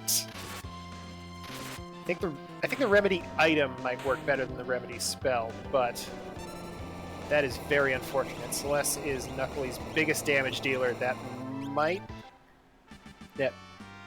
Okay, if this remedy item doesn't work, that is a huge cut to Knuckly's damage output. So Imp in this game still, it works kind of weird. You still can fight, you can still use items, but that is about it. Thankfully, the remedy item is better than the remedy spell. Go figure. I don't know why that works out the way it does, but there you go. Celeste is back to her normal form and back doing almost 12k, plus this proc here is going to do even more.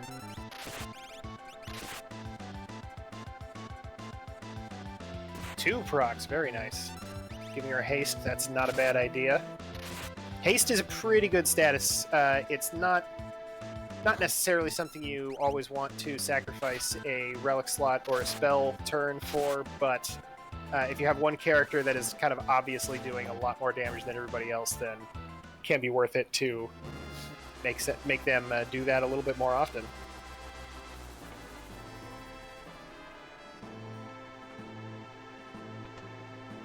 Meanwhile, Erik the Swift chewing through these final Kefka bosses pretty quickly. They will be making their way to the final fight in no time at all.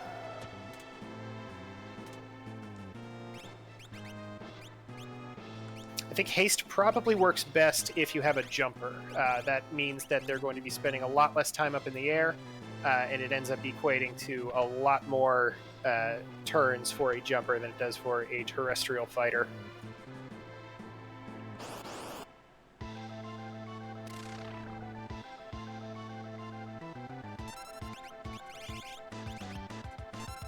Erik dealing with their final regular boss before the final boss.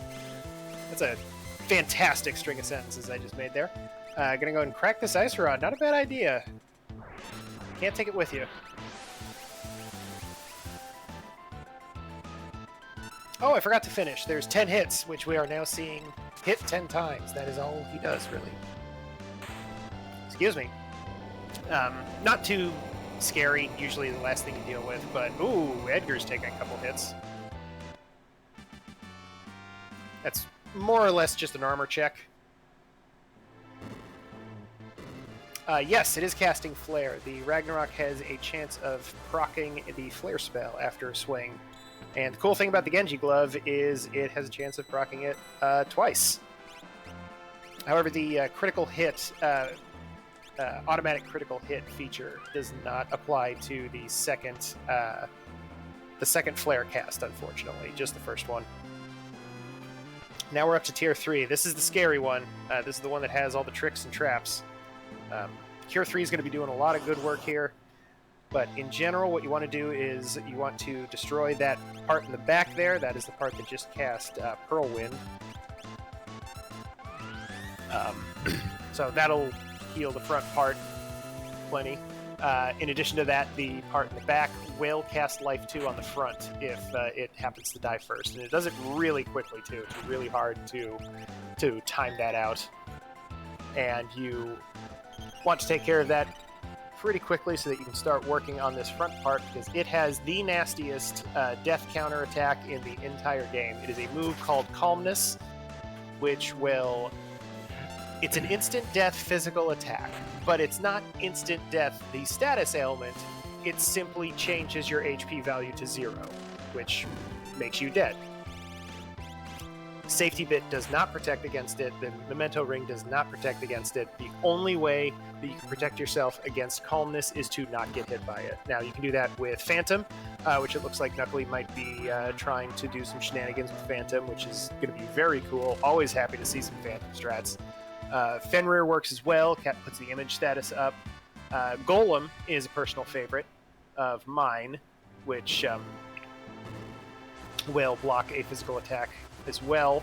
And this is the other part of why it's so scary. Once you get them down, that front part down to, I want to say it's 10,248 HP or something like that, it will start counterattacking with Meteo and Train, which... Knuckly tanked beautifully and got the Phantom cast off perfectly. Celeste came and swung. really sealed that deal. Wonderful job by Knuckly. Heading into Final Kefka Tier 4 as Erik the Swift steps on those switches right on his heels. Phantom strats are a lot of fun. They're a little harder to set up, but if you have a character like Celeste on Knuckly's side in this case, who is doing gobs of damage, you can pretty confidently get a good 1-2 punch after a Meteor cast. Kefka coming down in for the high five. So this first move that Kefka does in the end here is Fallen One. They will wait a little bit, their ATB has to juice up, and then they will bring everybody down to 1 HP. This is pretty scary, but only really if you don't have any healing, which Knuckly and Erik the Swift both have pretty large amounts of it. Yep, got the Fallen One. There's a chance that if you do, I want to say it's 30,000 damage in that first swing of attacks, Kefka will not use Fallen One. He will just go straight into his counterattacking phase, which didn't happen this time, but that is okay. And here we go. The end comes beyond chaos. That's a different randomizer, but we know that when this happens, Kefka will not use any of his fantastic little counterattacks, which include Ultima, Hyperdrive, Havoc Wing, a bunch of other nasty things that usually have a instant death attack, or it will just kill you outright. So this is when you want to pile on the damage. Get all your attacks out, do everything you can to get him down as far as possible. Looks like we got Goner. This is going to do some damage. It doesn't ignore magic defense, which is very funny. Shell is a really decent way of dealing with this. But, oh, that was pretty good damage, actually. And that sounds like it's it. Yes, it is. Crack pow. Knuckleykong. Fantastic job. 126.57. Getting through this seed. Beating up that clown. Beautiful job here, while Erik the Swift making short work of Tier 1 here. Erik is right on his heels.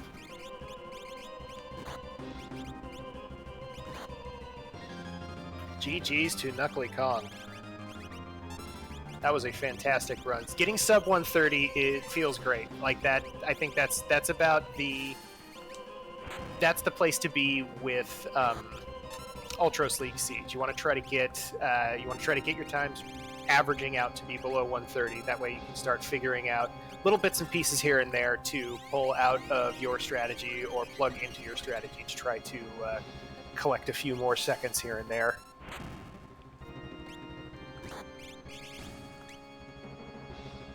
So I'm not sure if we're going to get a chance to be joined in the booth by our runners at this, but if we do, I would definitely love to ask Knuckly some questions.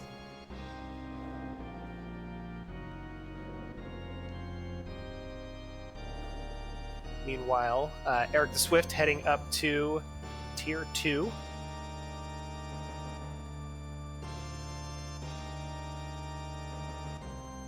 See how they fare. They've got a really beefy lock there up at the top.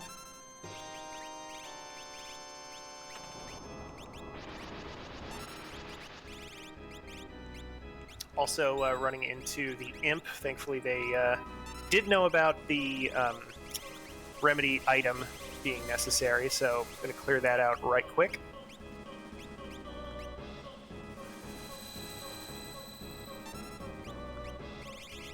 Oh, hey, we got Knuckly in the chat. How you doing, Knuckly? Good job. It was a very linear seed, in fact.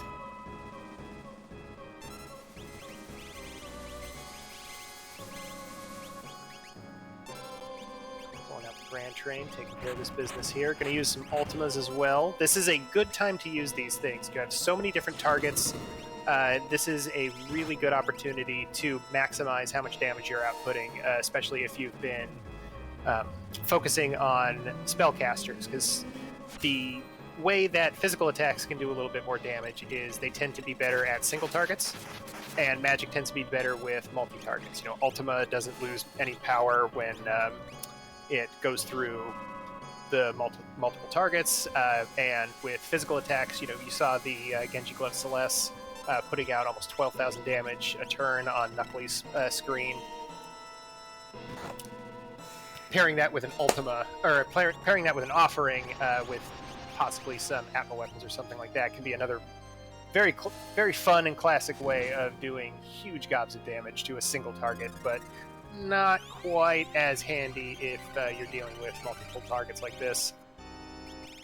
Unfortunately, Locke getting stopped there. Just can't catch a break, was frozen and then stopped.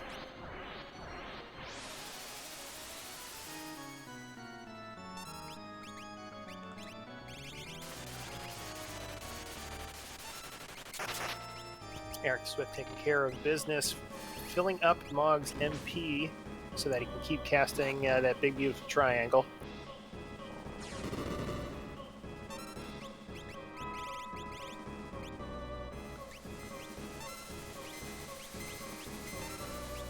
Well, it looks like Strago is queued up to heal Celeste's MP so that she can keep putting some damage out. There we go.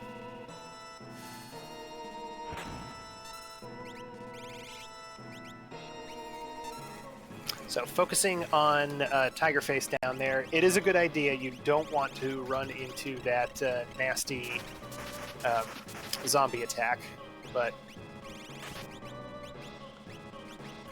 definitely avoided that. Here comes Doom Tusk. It hits Strago. Thankfully, he is not the one casting Grand Train. That scared the crap out of me just now.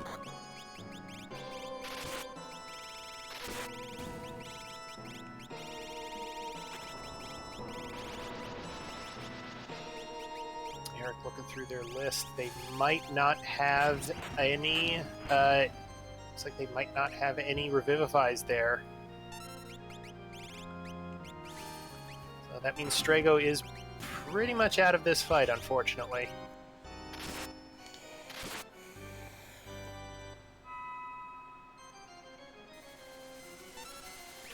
I wouldn't say it was a jet seed. I think the linearity of the checks would probably trip up most runners. There were a lot of Ragnaroks, of course, which was very handy. Nice handy help going through it, but I think a lot of the trouble with this particular seed came from what you had access to and where.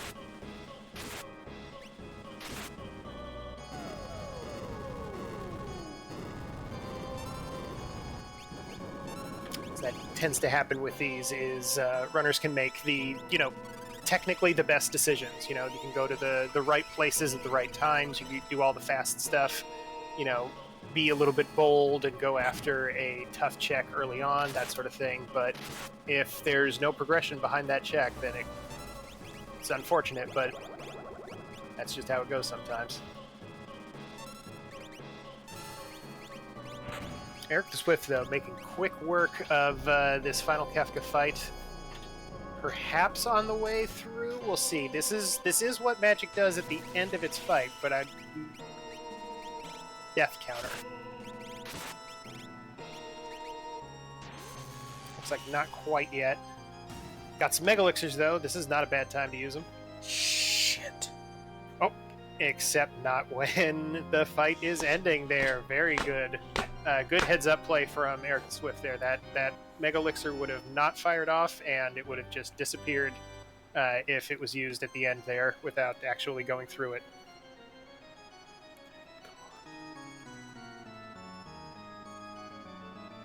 Erik the Swift making their way up to Tier 3. And Sabin is jumping in to fill in for the old man. She does have Rage, so if he can equip a decent weapon, Stunner's not too bad. Stunner's not... yeah, slap that Stunner on him. Good job. Stray Cat, very nice. So he's going to do some pretty decent damage going forward. Yeah, 1200, which is the regular hit even.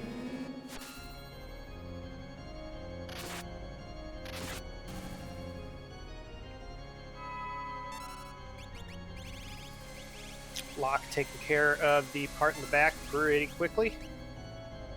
Now we just got to blow up this front. And Erik the Swift did find Fenrir, so they are going to have a bit of a more, not guaranteed necessarily, but a much easier time dealing with calmness at the end here.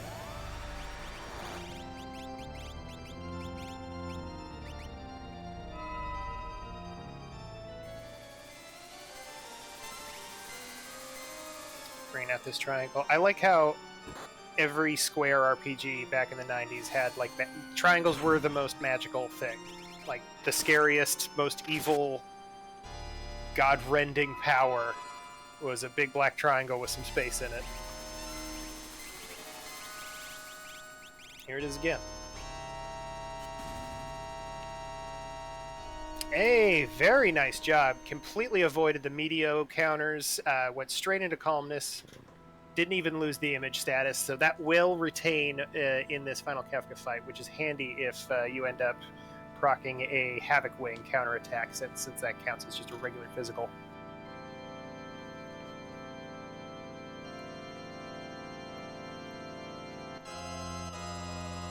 Got up to the top of this Dante's Inferno painting. And here comes the Purple Man.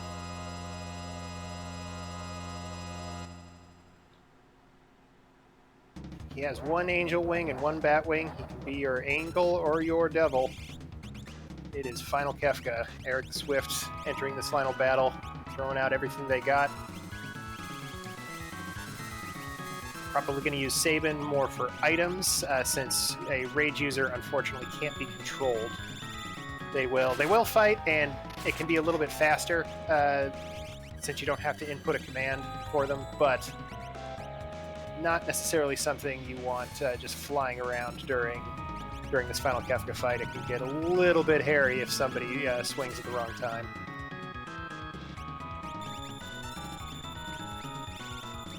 Mixer fires off, everybody's feeling great.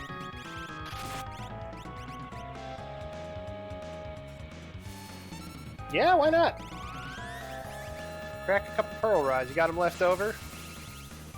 Can't carry them into your next seed, so might as well throw them out now. And here comes the Goner charge phase. So this is where you're going to want to dump all of your damage into Kefka that you can. Ooh, risking the stray cat rage. I like this.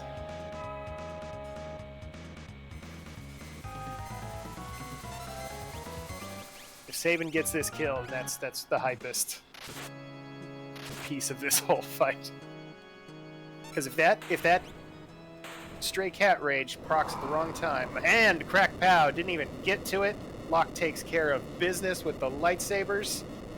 1:37.44 for Erik the Swift, a very, very respectable time, considering the weirdness of this particular seed. GG's to Erik.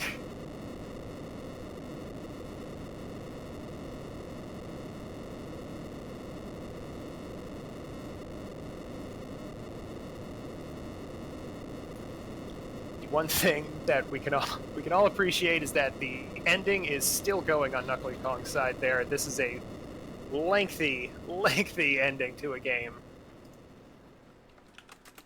As Kefka fades into nothingness over on Erik the Swift's team. I would like to give a big shout out to both of these runners. Did a very good job tonight.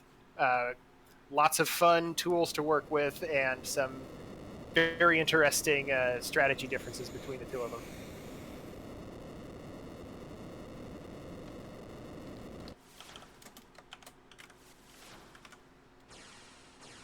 So yeah, I'd like to, I guess, take a short opportunity. If you want to play this yourself, you can go to ff6worldscollide.com.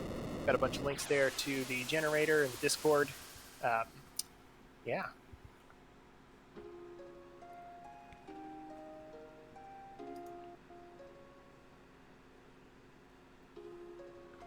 Hello. Oh, hello. That Got Erik was Swift in. Yeah, that was fun.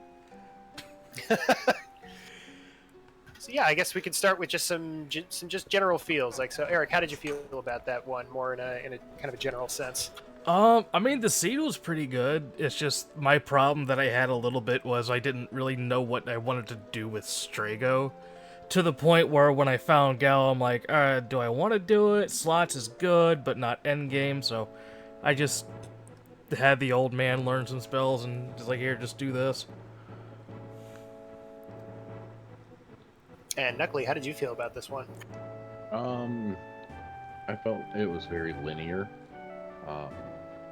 I was happy when I found Edgar because that meant half-price Ragnaroks and Atma weapons. Where did you find Edgar? Edgar was in Phoenix Cave. Wow. Yeah, Edgar led to absolutely nothing other than discounted weapons.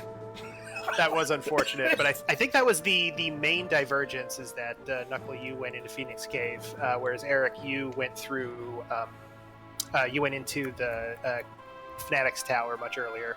Yeah, I was not brave enough to venture into Phoenix Cave without checking Fanatics first. Once I saw Gal, I'm like, alright, yeah, Phoenix Cave's off the table.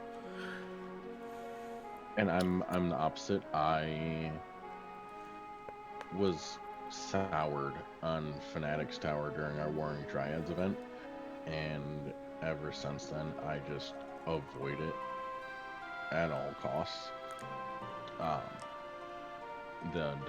It was a Doom's Rage flag set where fire was removed from the flag set, and it was Tritok at the top of Fanatics Tower. Oh no! So I had very low magic power characters, and Flare was the only way I was able to get through that fight. Yeah, I don't feel like the bosses were too bad this seed. At least in terms of what I got anyways. No, I took a couple grind fights. The first check I did that involved fighting was South Figaro Cave. So I took a couple grind fights in there, and then didn't really have any issues with the bosses. They could have gone quicker. I if I can't. had taken more grind fights. Yeah, I can't explicitly remember where I did my second set of grind fights. I think that was somewhere, but I remember the first set was right outside the Masa with the machines. I'm like, oh, this isn't gonna go good. Yeah, I was not happy to see that our potential grind fight checks were Burning House. I had fun with Wasn't- Burning House. If I have a check where there's grind fights involved or fights involved in the check, I prefer, like, my favorite to start with is Imperial Camp. If I start with Sabin, I'll knock out some free checks and then just get all the grind fights I need from Imperial Camp.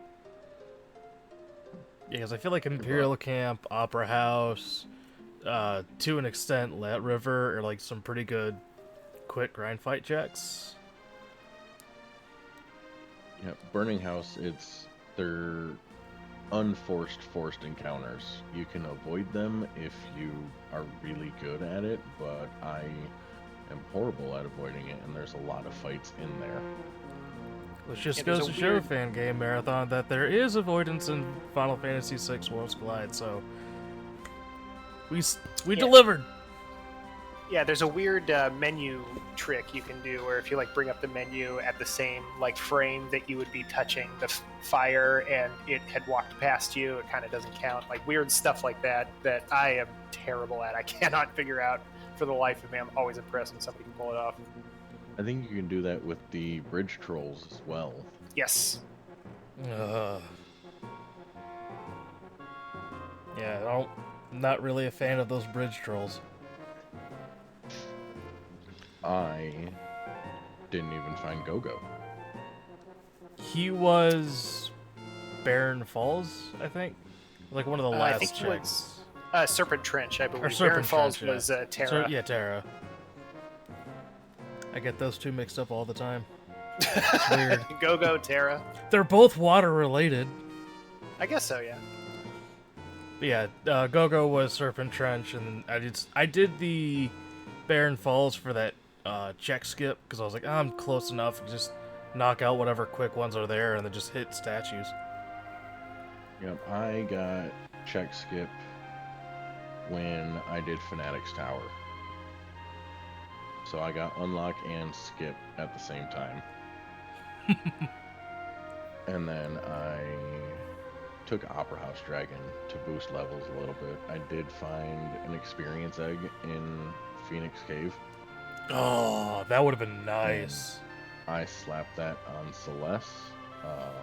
Everyone in my party except Mog was wielding Ragnaroks. Edgar had 2 of them. I bought so many Ragnaroks and then got so many. I ended up selling some so that I could do auction house for my last Esper. Yeah, because I got like a decent amount of Ragnaroks and then picked up like a couple Atma weapons for... Initially it was going to be Celeste, but I switched it to Locke so Celeste could main magic. Yeah, that was a big part of this seed. Was there were plenty of tools for both a physical oriented character and a magic oriented character. Is there one that you guys prefer? Because like I'm a big fan of physical parties. It just feels like it's a little faster to me. But how do you guys feel about that? Knuckly, let's start with you. I prefer physical. There's a lot less thought involved, and you just have to hold A. And that's like the Doom's Rage flag set was my favorite out of the Warring Triads because it focused on physical offense instead of magic. I know magic is stronger, but I'm really bad at remembering what bosses absorb what element. I cracked an ice shield on a boss on a run I did earlier tonight, and it absorbed 9,999. And I was like, well, that made the fight a lot longer than it should have been. Oh god. So, me personally, I prefer the physical offense to the game instead of magic. But I know magic does make it faster. I just have to get better at remembering what boss absorbs what. I'm kind How of about in you, that. Eric? I'm kind of in that same boat. For me, it usually depends on like what I get typically in the start of the seed, like what skills I have, what I get during the looting phase. I kind of push more towards magic since Mog did have that grand train, so I was more tempted to do like a magic build, especially finding Fire 3 very early, finding Bolt 3, Ultima. So I just kind of lean more towards magic as a main offense, and then like at least either 1 or 2 people to kind of like sit back with either a physical attack or just throw items when needed.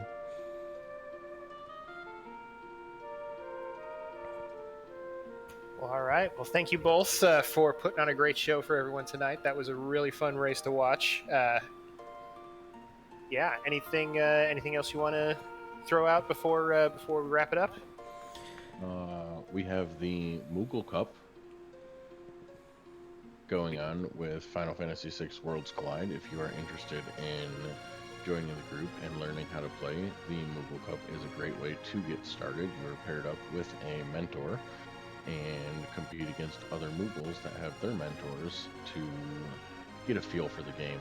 And then it's a really good introduction to Ultros League. And then we have the Kefka Grand Prix Deluxe getting ready to start here soon, which is one of our off-season events with, I think, 4 different flag sets Yes. made for this event. Yep. 4 flag sets that are all based on areas in the game that kind of retooled to make it kind of feel like it's a kart racer type thing, complete with comeback mechanics that players can get. If they're not doing so hot, they get a little bit of MP that they can use to make somebody else not do so hot next time. I have a bunch of shout outs, but I'm going to try to make them quick. So, like I said, shout out to the Final Fantasy VI Worlds Collide community. Everyone there is very accepting, and we all get along well. Shout outs to Knuckleykong for being my opponent for the event. Great race. Shout out to Turdsman Run Comms. And just a quick few ones. Shout outs to Captain Hacko. We didn't get to do anything this year, but maybe next year, who knows. And last but not least, shoutouts to everyone here at Fangame Marathon for letting us participate and just letting us have fun and demonstrating what a Final Fantasy VI randomizer looks like. Absolutely, big thanks to Fangame Marathon for letting us hang out and play our fun little game for all y'all.